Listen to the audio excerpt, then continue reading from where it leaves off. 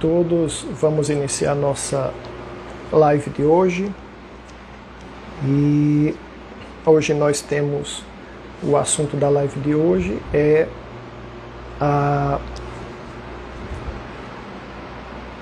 o decreto, né, do Papa Pio IX proclamando São José como patrono da Igreja.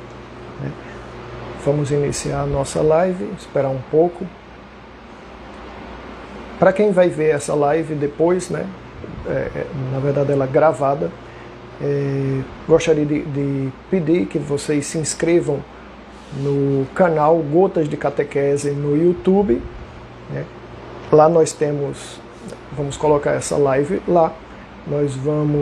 Lá também tem alguns cursos que estão em andamento. Tem o curso da consagração à Santíssima Virgem Maria. Peço também que vocês se inscrevam aqui no Instagram, sigam aqui o canal, o Instagram Gotas de Catequese, o perfil, e isso vai ajudando a gente a fazer a catequese, né, de uma forma um pouco mais ampliada. Né?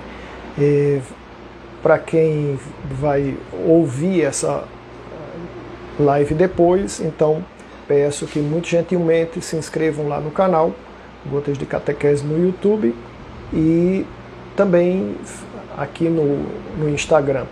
Nós estamos preparando o canal de forma que a gente consiga fazer as lives no YouTube e quem sabe nas próximas a gente já faça simultâneo, né, YouTube e Instagram, mas isso a gente está avaliando ainda.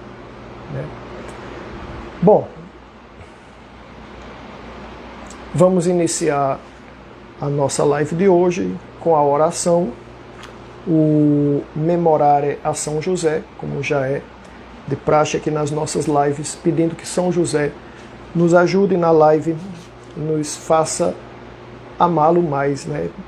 A aproximação a São José nos leva a uma aproximação a Nosso Senhor Jesus Cristo. Vamos iniciar. Em nome do Pai, e do Filho, e do Espírito Santo. Amém. Lembrai-vos, ó castíssimo esposo da Virgem Maria, que nunca se ouviu dizer que algum daqueles que tem recorrido à vossa proteção, implorado a vossa assistência e reclamado o vosso socorro, fosse por vós desamparado. Animado eu, pois, com igual confiança, a vós recorro, ó Pai espiritual, e imploro a vossa proteção. Não rejeiteis as minhas súplicas, ó Pai adotivo do Redentor, mas dignai-vos de as ouvir propiciamente e de me alcançar o que vos rogo. Amém. Em nome do Pai, e do Filho, e do Espírito Santo. Amém. Esta oração eu tirei do livro Consagração a São José, né, do padre Donald Calloway, né, As Glórias de Nosso Pai Espiritual. Esse livro, como eu já disse nas outras lives, ele foi escrito pelo padre Calloway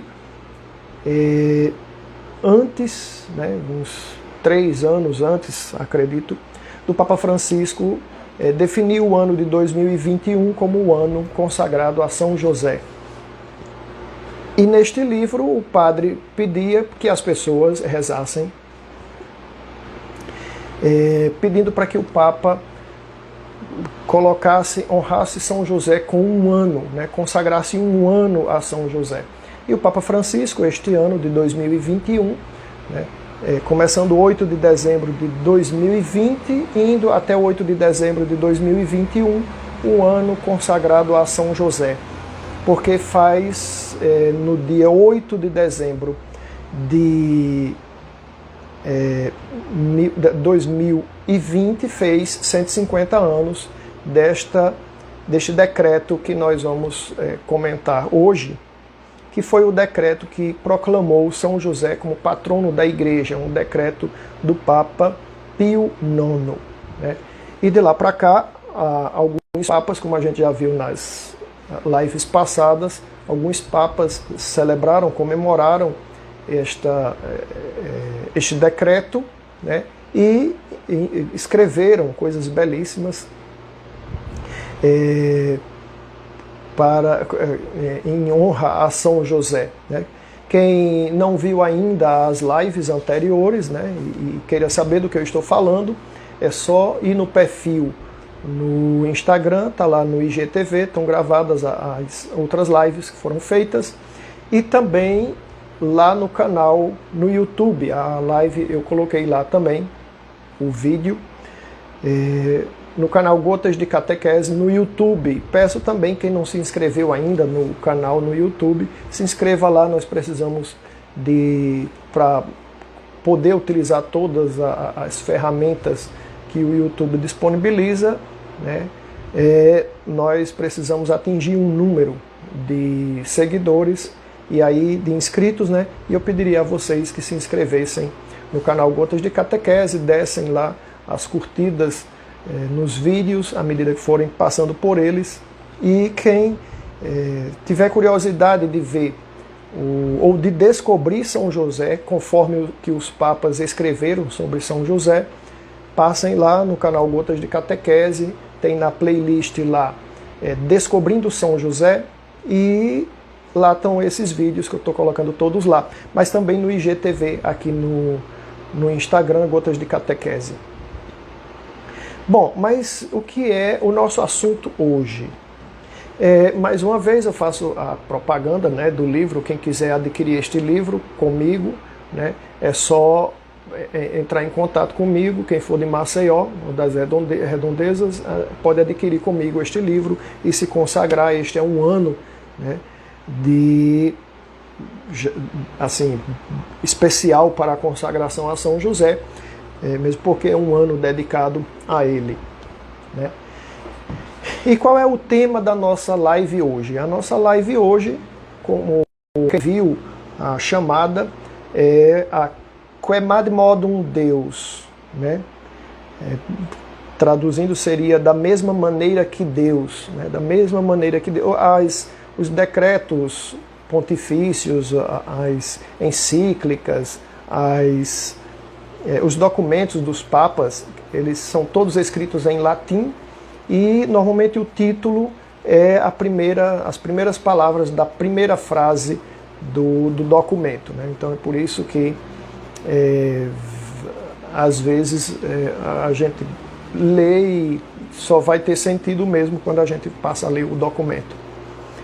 E o que era Quemad Modum Deus? A Quemad Modum Deus é um decreto do Papa Pio IX que proclama São José como patrono da Igreja, à cidade e ao mundo. Ele coloca esse decreto, né?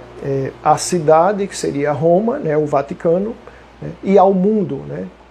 E ele faz esse documento, né, escreve esse documento, promulga esse documento no dia 8 de dezembro de 1870. Então, acabou de fazer 150 anos que a Igreja declarou-se para a Igreja um patrono, e este patrono São José. Isso no século XIX, né, 1870, já final do século XIX. Mas vejam que a gente comentou nas outras lives, São José tinha uma missão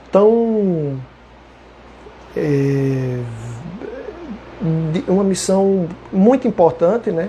E de tanta responsabilidade para ele, que ele a cumpriu fielmente.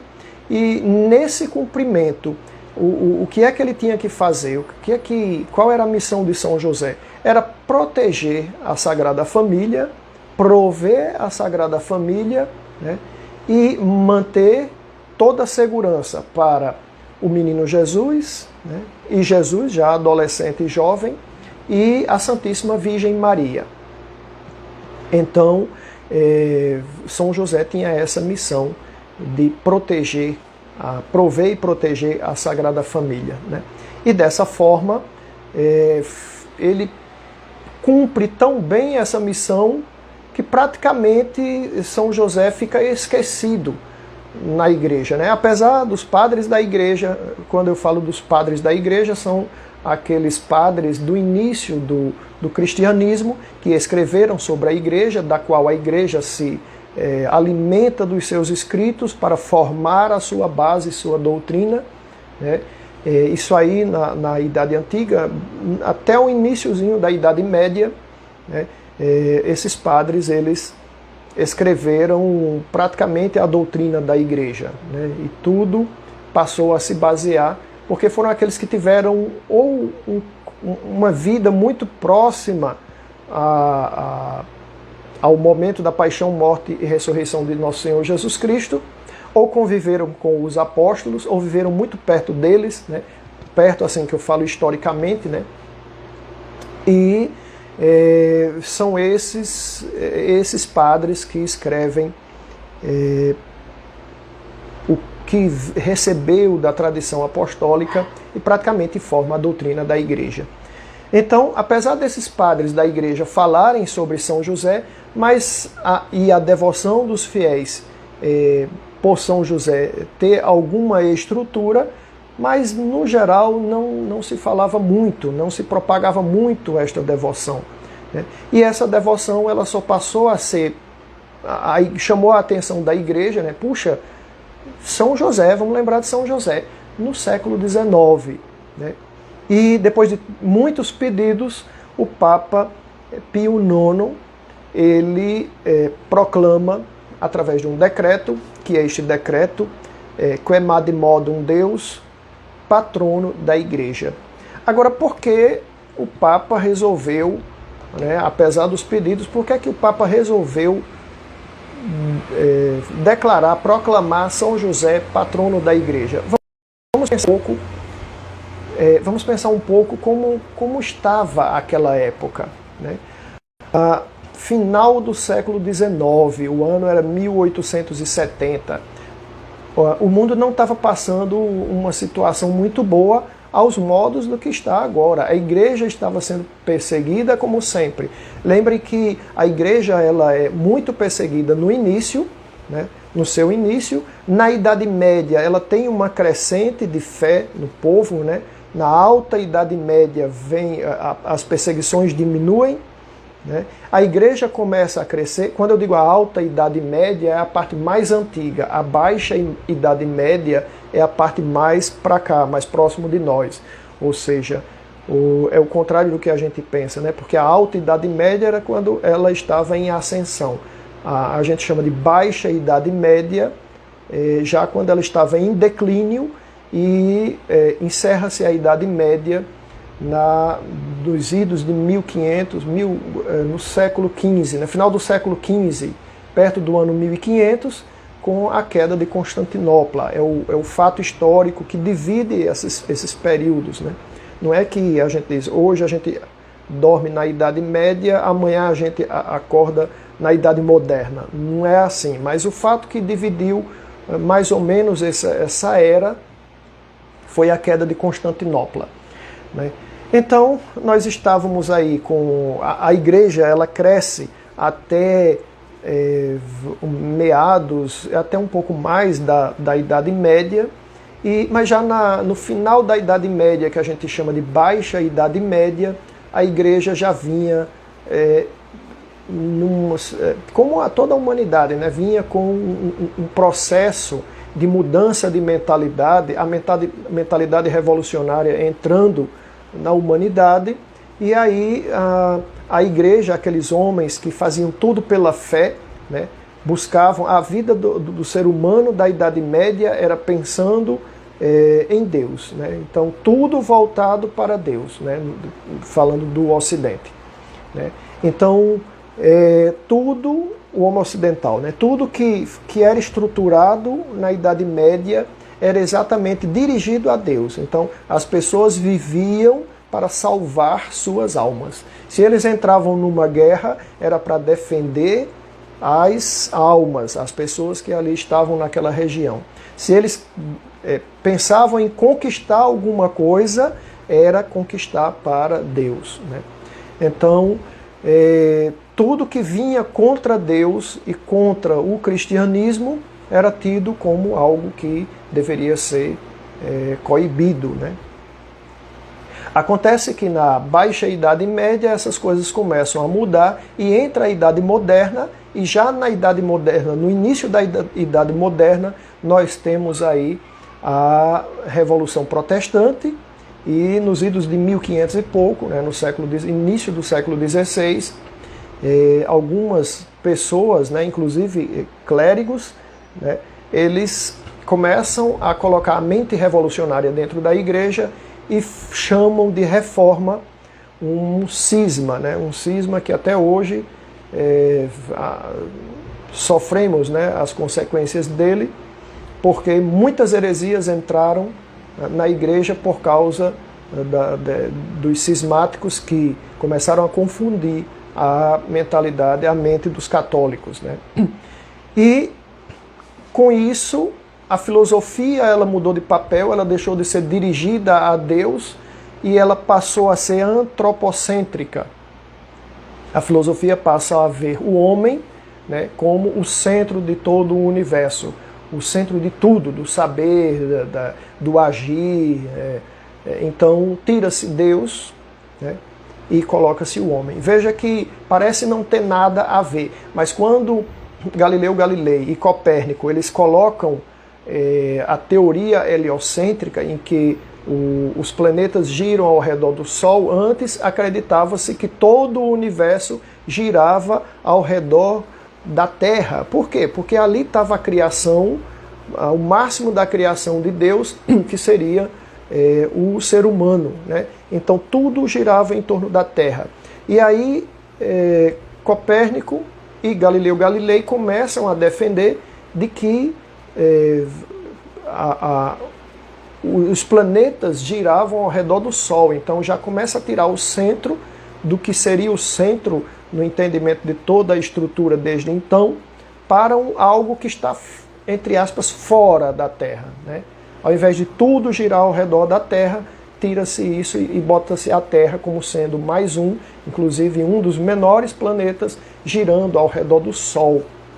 E aí vem aquele culto ao Sol, né, e vai se desviando de Deus. Por isso, e a heresia de Galileu não é o tema aqui, mas é só para contextualizar. O Galileu Galilei ele estava estudando uma forma de provar de que existia uma teologia que mostrava, dentro da Bíblia, né, que mostrava que a Terra circulava ao redor do Sol. E isso foi considerado uma heresia, mesmo porque o é, e dessa teologia heliocêntrica não existe isso dentro da Bíblia, não se trata disso, a Bíblia não trata disso. E aí ele foi chamado a atenção pelo Papa, que era seu tio, né? E se ele não voltasse, se ele não retirar ou parasse de falar aquilo, ele iria ser julgado e poderia ser condenado à morte por causa da heresia que ele estava defendendo, né? Não era a heresia, como a maioria das pessoas pensa, não era a heresia de que a Terra gira em torno do Sol. Não é essa a heresia. É porque eles estavam montando uma teologia para provar isso, dizendo que dentro da Bíblia tudo isso estava dito, e aquilo era uma forma de tirar Deus do centro e colocar, de certa forma, o homem, né, ou até mesmo o paganismo. Então foi essa a heresia de Galileu Galilei. E, só abrindo um parêntese, tanta discussão há de que a Terra gira em torno do Sol ou todo o universo gira em torno da Terra. Isso ainda não está provado. Por mais que a gente estude nos livros que a Terra gira em torno do Sol, só para atiçar a curiosidade de vocês, não existe uma prova para isso, né? Nem que o Sol gira ao redor da Terra e todo o universo gira ao redor da Terra, e nem que a Terra gira ao redor do Sol, porque ninguém nunca foi fora do sistema solar para observar de lá e para fora do universo, da Via Láctea, porque teria que ser muito distante para observar isso. Não é possível isso. Então, tudo que a gente faz em cima dessas teorias, é por isso que se fala a teoria heliocêntrica e a teoria geocêntrica, porque não é uma lei, porque não se consegue provar nenhuma coisa nem outra, não é possível. Tanto há elementos que provam a favor de um e de outro, quanto há elementos contrários. Bom, mas então a mentalidade do homem foi mudando, e no século XIX a gente já estava, no século XVIII, o ser humano ele já estava, de toda a humanidade, principalmente aqueles que estavam nos grandes centros e mais próximo à educação formal, a mentalidade dessas pessoas já tinham retirado Deus do centro, né, e tinham colocado o homem. E aí o que é que acontece? O ser humano passa a entender, entre aspas, pelas filosofias de então, que ele era que era o centro. Então não precisaríamos de Deus, né?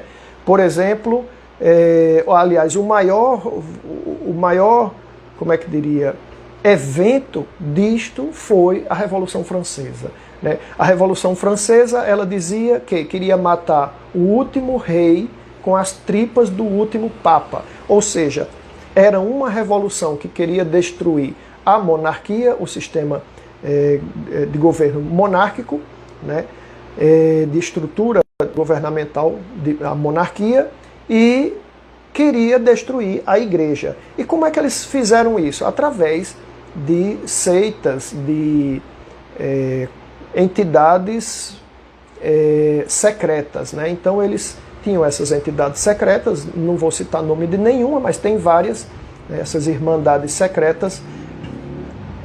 E eles conseguiram estruturar uma revolução na França, que era o principal país católico da humanidade na época, né? Era a filha dita, né, a filha predileta da igreja era a França, porque nós tínhamos Roma, né?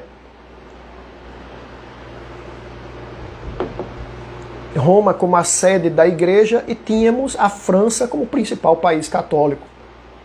E, claro, o encardido, o demônio, Satanás, ele não pode ver isso, a igreja florescendo, e aí ele, claro, vai agir em cima para destruir a igreja. E como é que iria destruir isso? Primeiro, poder temporal, com a monarquia, que protegia a igreja, né, de certa forma. Quem dava a proteção à igreja, da mesma forma que São José dá proteção à igreja, à Sagrada Família, né? O poder temporal dava a proteção à igreja. A igreja, veja, o símbolo da igreja é a mulher. Quando a gente ouve falar em mulher na Bíblia, a gente está referenciando a igreja, né? Simbolizando a igreja. Então a igreja tem que estar ornada, a igreja tem que estar bem vestida, a igreja é pura. Então, quando se fala isso das mulheres na Bíblia, está se falando, o maior exemplo da igreja é a Virgem Maria, né? Então a gente está falando da igreja. Então o poder temporal protegia a igreja, né? E os revolucionários queriam exatamente isso, porque destruindo a monarquia, entraria o poder revolucionário no poder governamental, né? No poder temporal, e aí a igreja ficaria vulnerável. E o último passo seria propriamente destruir a igreja, e destruindo a igreja tem que destruir aquilo que é a ponte entre a igreja e Deus, que é o pontífice. Pontífice é a ponte que liga a terra ao céu, ou seja, quem liga a igreja ao céu, a nosso Senhor Jesus Cristo, é o bispo de Roma, que nós chamamos de Papa.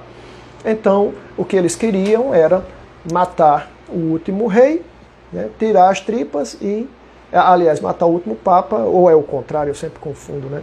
E com as tripas do último rei, matar o último papa.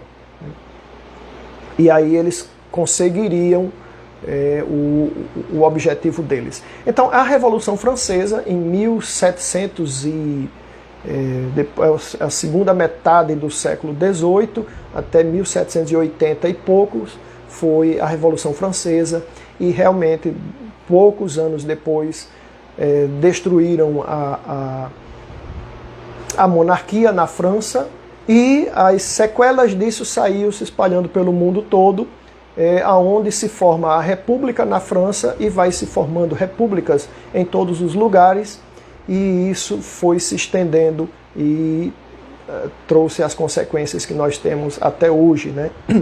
Então, no ano 1870, o mundo vinha, veja, não tinha nem 100 anos da Revolução Francesa, praticamente 100 anos, um século, muito próximo, né, da Revolução Francesa, e o mundo amargava as consequências dessa situação gerada por essas seitas e pela miséria que a Revolução Francesa trouxe para a humanidade. E aí o Papa, vendo a situação do mundo... Veja que no ano 1870, aqui no Brasil... perdão. Aqui no Brasil tinha começado os movimentos revolucionários que iriam culminar, né, 1870, 29 anos depois, a um golpe militar, né, republicano, né, apesar do Marechal Deodoro ser monarquista, ele lidera uma revolução que institui a República, mesmo ele sendo, não acreditando na República, ele sendo monarquista, mas ele, pelas entidades revolucionárias que o conduziram a fazer isso, em 1870 estava se embrionando, foi onde iniciou-se o movimento revolucionário que leva a uma destituição da monarquia, um golpe militar que destrói a monarquia, manda para o exílio o seu monarca e o imperador, né, Dom Pedro II, sua filha, que era a regente, conhecida como a Redentora, né, libertou os escravos, mas a biografia dela mostra que era uma mulher piedosa. Existe um processo de beatificação sendo montado para a princesa Isabel, porque seria a nossa imperatriz, né, seria a nossa monarca, e nós teríamos uma mulher muito católica e com prerrogativas de santidade, seria a nossa monarca. Mas por causa de um golpe vindo da mentalidade revolucionária adquirida com a Revolução Francesa, as pessoas que estudaram na Europa e vieram para o Brasil colocaram esse tipo de mentalidade nas pessoas, e aí houve o golpe que destituiu o imperador. Veja que parece não ter nada a ver com a igreja. E eu estou fazendo esse contexto todo para a gente chegar no decreto do Papa Pio IX.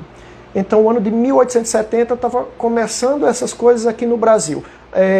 Também o movimento protestante estava crescendo, né, ainda, né, foi em 1500 e pouco, tínhamos aí 3 séculos praticamente, né, 3 séculos da Revolução Protestante, e tinha acabado de se formar no ano de 1870 um grupo de cristãos que se juntaram para estudar a Bíblia, né, e interpretar conforme eles, né. Esse grupo ainda existe hoje e se chamam Testemunhas de Jeová.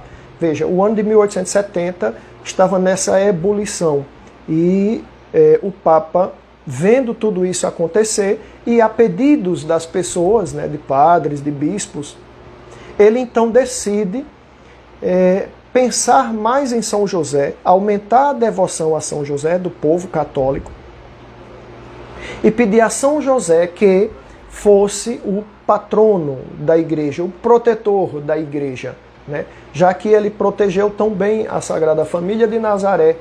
A missão foi muito bem cumprida por São José, né? E aí quem viu as lives anteriores viu que São José foi escolhido. Da mesma forma que Maria, São José também foi escolhido para ser o pai de Jesus. Ele não foi pego ali, tinha uma pessoa, um homem em Nazaré chamado José, sobrando por ali, passeando, aí Deus disse, então venha você vai casar com Maria e vai proteger Jesus Cristo, né? Não foi bem assim. E aí quem viu as lives anteriores, quem não viu, vai lá dar uma olhada, está no IGTV, aqui no perfil do Gotas de Catequese no Instagram, e está no canal Gotas de Catequese no YouTube, lá na playlist Descobrindo São José. Então vai lá dar uma olhada nas lives anteriores e vai saber desses pormenores, onde a gente fez a leitura das exortações apostólicas de São João Paulo II, de Leão XIII, né, e do Papa Francisco, agora do ano passado, né, falando sobre São José e o papel dele na igreja.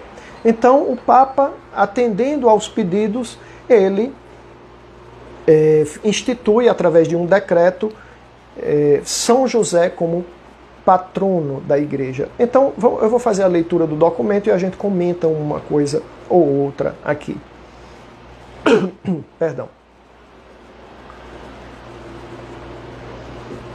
Diz aqui o decreto: da mesma maneira que Deus havia constituído José, gerado do patriarca Jacó, superintendente de toda a terra do Egito, para guardar o trigo para o povo, assim, chegando à plenitude dos tempos, estando para enviar à terra o seu filho unigênito, Salvador do mundo, escolheu um outro José, do qual o primeiro era figura. O fez senhor e príncipe de sua casa e propriedade, e o elegeu guarda dos seus tesouros mais preciosos. Então veja que o Papa Pio IX, ele faz referência a José, né? José, filho de Jacó, de Israel, né? Também chamado Israel, né? Mudou-se o nome Jacó para Israel, e um dos filhos de Israel era José, chamava José.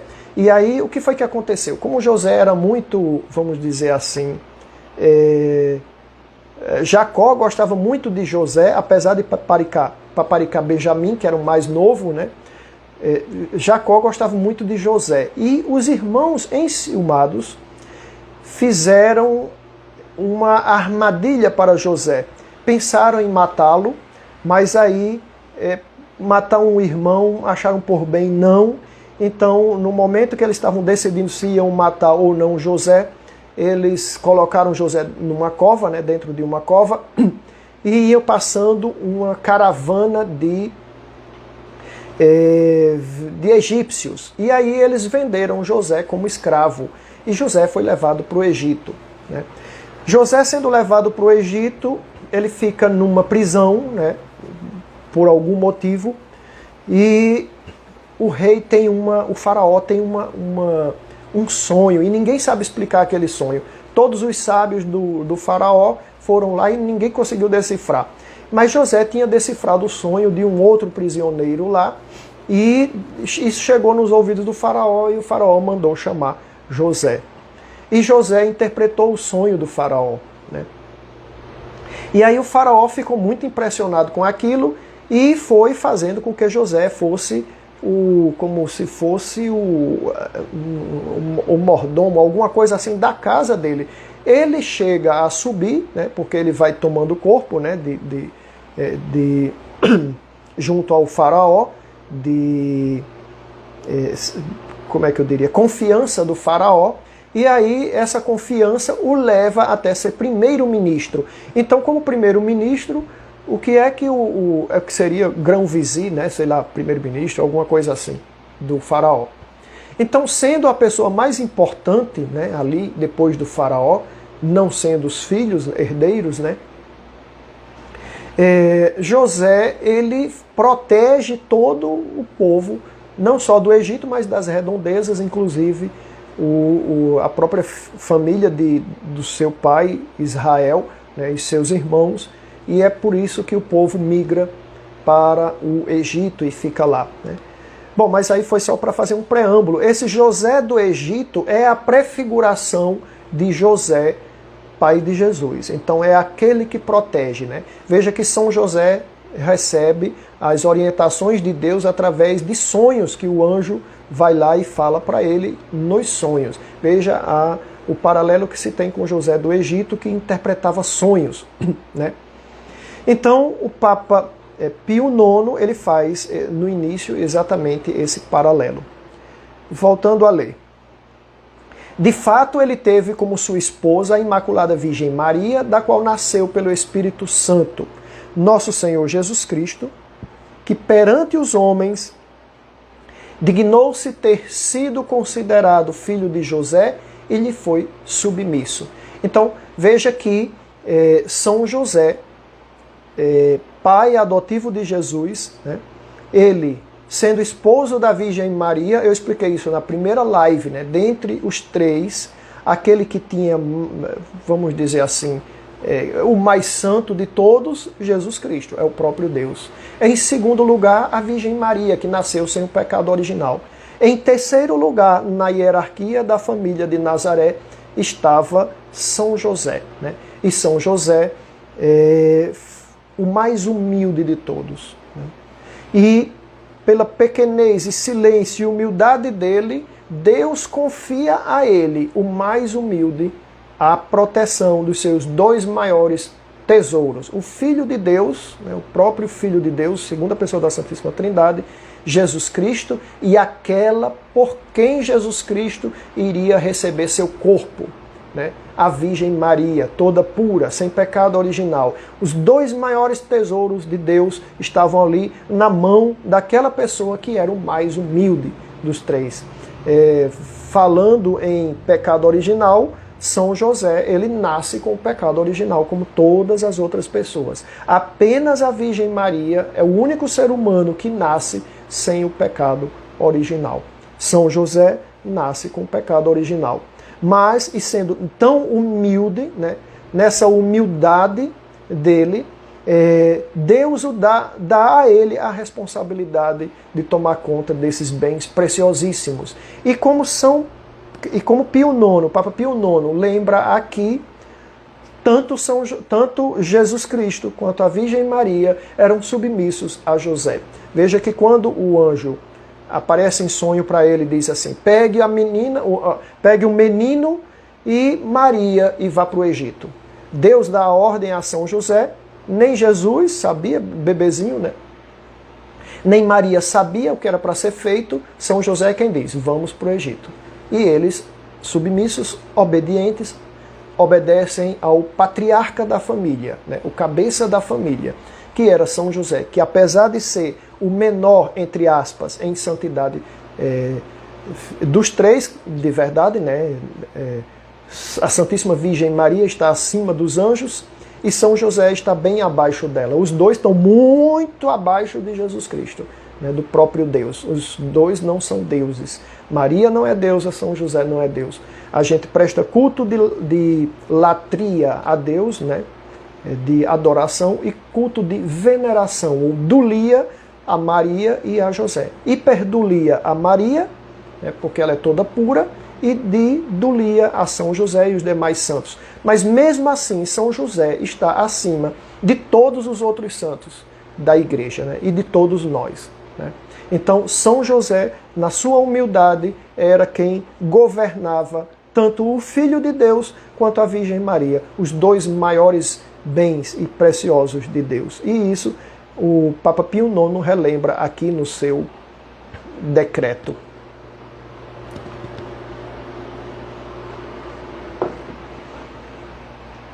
De fato, voltando a ler, e aquele que tantos reis e profetas desejaram ver, José não só viu, mas com ele conviveu, e com paterno afeto abraçou e beijou. E além disso, nutriu cuidadosamente aquele que o povo fiel comeria como pão descido dos céus para conseguir a vida eterna. Veja, os reis magos, eles desejavam conhecer o Salvador. Veja. Então, as profecias, todos os reis de Israel esperavam e ainda esperam, né, o Messias. Todos eles esperavam e ainda esperam o Messias, né? Os reis esperavam, e toda a corte de Israel esperavam o Messias. E é isso que o Papa Pio IX lembra. E São José, ele foi escolhido, ele não só viu o menino Jesus, né, como preparou o ambiente para o seu, da melhor forma possível, preparou o ambiente para esse menino nascer, acompanhou esse menino, o menino Jesus, e o adolescente Jesus, e o jovem Jesus, né? Não sabemos quando São José morreu, mas provavelmente Jesus já era jovem, né? E como eu disse nas lives anteriores, São José morre um pouco antes, até por providência divina, porque a proteção de São José para com o menino e com a mãe, com sua mãe, era tão grande para com Jesus e sua mãe que ele não permitiria que Jesus fosse crucificado. E as outras lives, é bom, quem não participou, dá uma olhada lá, vai ouvir, porque vocês vão ver também que a gente fala que São José não era um idoso, não. Se ele fosse idoso, não dava para fazer essas viagens para o Egito, ir e voltar, ir para Nazaré, ir para Jerusalém. Isso não seria possível. Muito pelo contrário. Ele era jovem, viril, tinha força, né, para poder cumprir a missão que lhe foi dada por Deus. E ele assim foi fiel e cumpriu. Então, José não só fez isso, mas também ensinou ao menino, ao jovem, ao adolescente e ao jovem Jesus, que crescia, né, as coisas do Pai do céu. Quando Jesus Cristo olhava José, ele via e aprendia a se comportar perante o Pai do céu, porque ele aprendeu com o Pai da terra, né?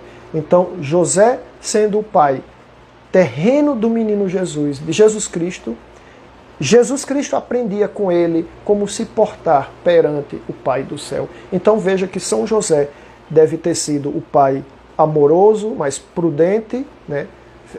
Na hora de cobrar, cobrava, na hora de ensinar, ensinava, né? Na hora de chamar a atenção, chamava. Percebam o episódio que tem ali, fica meio escondido, velado, mas no episódio que tem do menino Jesus que se perde no templo com 12 anos e ele não tinha idade para estar sozinho, nem estar lá separado do pai e da mãe. E a passagem, depois tenho curiosidade de ler direitinho, vocês vão perceber que Maria olha para Jesus, mas ela não olha assim, ah, meu Deus, encontrei, oh meu Deus, meu filho. Ela não faz assim não. Ela olha e leiam lá, vocês vão ver, né, o que é que Maria diz. E Maria e José, e ele aprendeu ali naquele momento, né, que quando volta diz que ele voltou e era submisso aos dois, porque ele aprendeu ali a não desobedecer nunca mais, né, não se afastar nem de Maria, nem de seu pai terreno José, e assim ele não se separará, e não se separou, e aprendeu a não se separar do seu Pai do céu. Veja que mesmo Jesus Cristo sendo divino, de natureza divina, mas a natureza humana dele aprendeu da mesma forma que todos os seres humanos aprendem.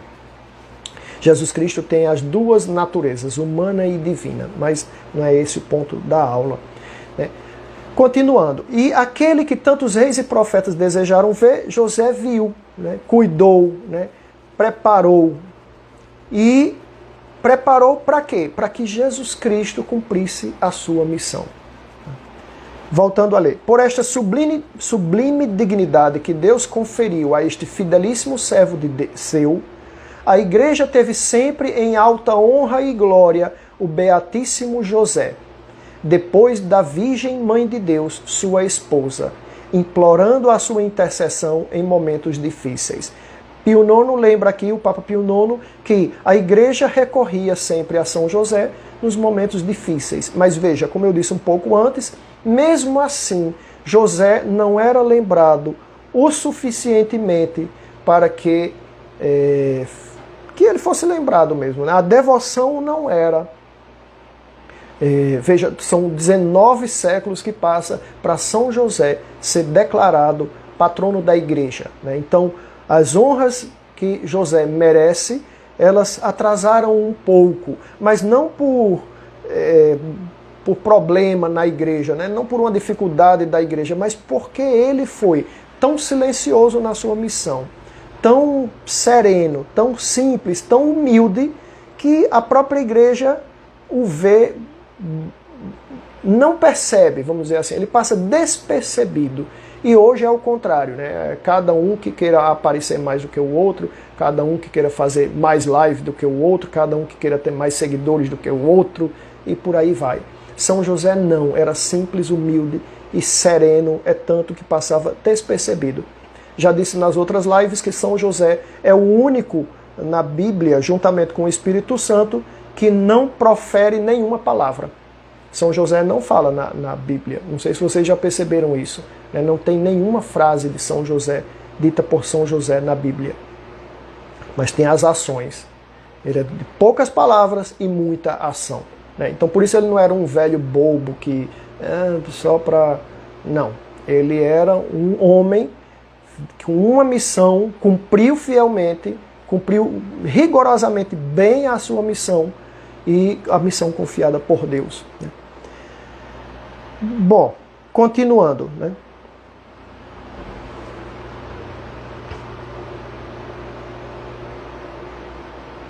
E agora, o Papa diz, e agora nestes tempos tristíssimos em que a Igreja, atacada de todos os lados pelos inimigos, é de tal maneira oprimida pelos mais graves males, a tal ponto que homens ímpios pensam ter finalmente as portas do inferno prevalecido sobre ela, é que os veneráveis e excelentíssimos bispos de todo o mundo católico dirigiram ao sumo pontífice as suas súplicas e as dos fiéis, por eles guiados, solicitando que se dignasse constituir São José como patrono da Igreja Católica. Veja que a Igreja começa a pedir, os fiéis começam a pedir e os bispos do mundo inteiro começam a pedir ao Papa que declare São José patrono, né, vamos dizer assim, pai adotivo da Igreja. Já que o pai da Igreja é nosso Senhor Jesus Cristo, a mãe é Maria Santíssima, mas o pai adotivo, patrono, aquele que cuida, São José. Estava faltando. Né? Então, bem cuidou da Virgem Maria e de Jesus Cristo, bem cuidaria da Igreja.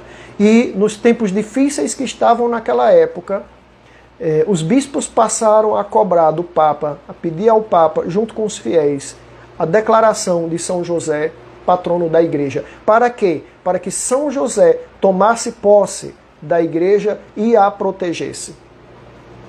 E dessa forma passasse a ser pai de todos os batizados, pai espiritual de todos os batizados. E desta forma poder conduzir a Igreja pelos caminhos tortuosos e espinhosos que a Igreja estava passando naquele tempo.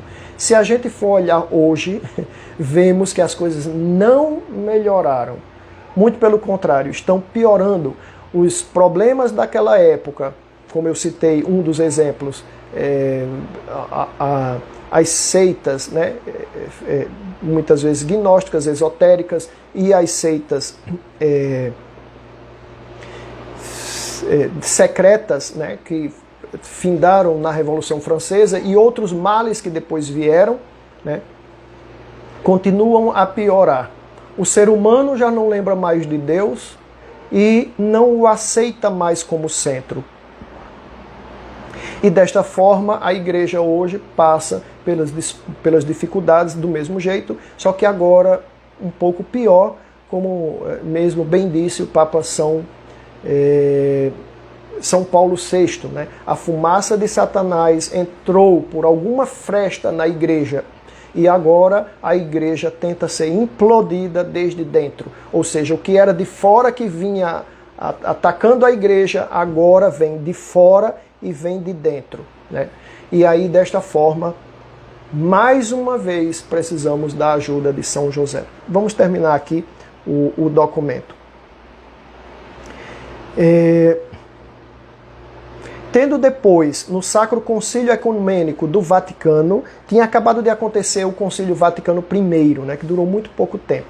Insistentemente renovado as suas solicitações e desejos, o Santíssimo Senhor, nosso Papa Pio IX, consternado pela recentíssima e funesta situação das coisas, para confiar a si mesmo e os fiéis ao potentíssimo patrocínio do Santo Patriarca José, quis satisfazer os desejos dos excelentíssimos bispos e solenemente declarou-o patrono da Igreja Católica, ordenando que a sua festa, marcada em 19 de março, seja de agora em diante celebrada com rito duplo de primeira classe, porém sem oitava, por causa da Quaresma. Além disso, ele mesmo dispôs que tal declaração, por meio do presente decreto da Sagrada Congregação dos Ritos, fosse tornada pública neste santo dia da Imaculada Virgem Maria, Mãe de Deus e esposa do Castíssimo José. rejeite-se qualquer coisa em contrário. Então, com essas palavras, com esse decreto, o Papa define São José patrono da Igreja. Veja que ele escolhe o dia 8 de dezembro, dia da Imaculada Conceição, para proclamar esse decreto, né? E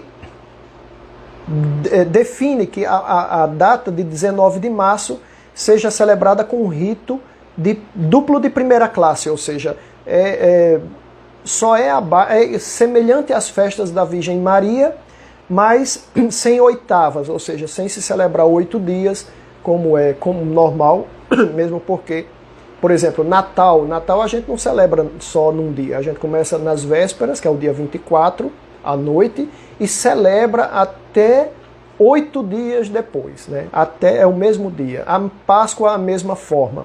Nós celebramos o dia da Páscoa a partir da vigília pascal até o domingo subsequente, né? O domingo seguinte. Então são 8 dias, isso a gente chama de oitava. É como se fosse o mesmo dia celebrando. O Papa disse que na festa de São José não precisaria disso, mesmo porque esse período é de quaresma. Mas é uma festa super importante e a gente não dá valor, né? O Papa institui a festa de São José, já tinha, né, dia 19, mas a gente não dá valor, não vai à missa nesse dia, não se celebra, porque nesse dia se trabalha, ninguém quer mais aderir às coisas da fé. O que importa é o ser humano, é o dinheiro, é o nosso trabalho, a gente precisa se alimentar, a gente precisa vestir, a gente precisa comprar coisas, telefone, casa, automóvel, sei lá. Nós precisamos de tudo isso e não damos valor necessário às coisas da alma. Por isso Nossa Senhora em La Salette vem reclamar, né, essa parte dos seres humanos que estão devendo a Deus. Mas não é o tema aqui. Então São José, com a definição do seu patronato para a Igreja, né, o ano passado esse documento completou 150 anos. Mas 150 anos apresentando São José, ainda não conhecemos São José o suficiente. Então eu decidi fazer algumas lives sobre São José para apresentar um pouco deste santo, né? Nosso pai espiritual. O Papa escolhe que ele seja patrono protetor da Igreja. E nesses tempos difíceis que estamos, as coisas acontecendo lá no clero da Alemanha, né? O mundo inteiro envolto em pandemia, as igrejas sendo fechadas, os cristãos sendo mortos, cristãos católicos, né? Diga-se de passagem, cristãos morrem, são mortos, todas as denominações cristãs são perseguidas, mas católicos, aquele que bota a cruz na igreja, as cruzes estão sendo derrubadas, eles não podem mais celebrar a missa, né, em determinados locais. Essa semana na China, semana passada, acredito, seminários foram fechados e foram proibidos de que os seminários ensinassem a teologia católica. Então, seminaristas foram mandados para casa e não se pode mais ordenar padre na China. Então, somos perseguidos e os tempos não estão melhorando, estão piorando. Por isso, a gente precisa, neste ano e na sequência dos demais, recorrer a São José para que ele nos ajude e proteja a Igreja. E protegendo a Igreja, proteja os fiéis, nós, né? Então, vou finalizar. Não sei se alguém tem alguma pergunta, quem está ao vivo, né? E eu vou encerrando este momento, esta live. Ela vai ficar no IGTV, gravada, para que outras pessoas que não puderam ver agora. A minha intenção não é nem tanto fazer live, né? Fazer ao vivo. Eu faço ao vivo, mas eu deixo gravado. Algumas pessoas gostam de participar ao vivo, mas eu deixo gravado porque a minha intenção é que as pessoas vejam na sequência, né? Vejam depois. E por isso eu vou deixar ela no IGTV e vou deixar também no canal Gotas de Catequese no YouTube.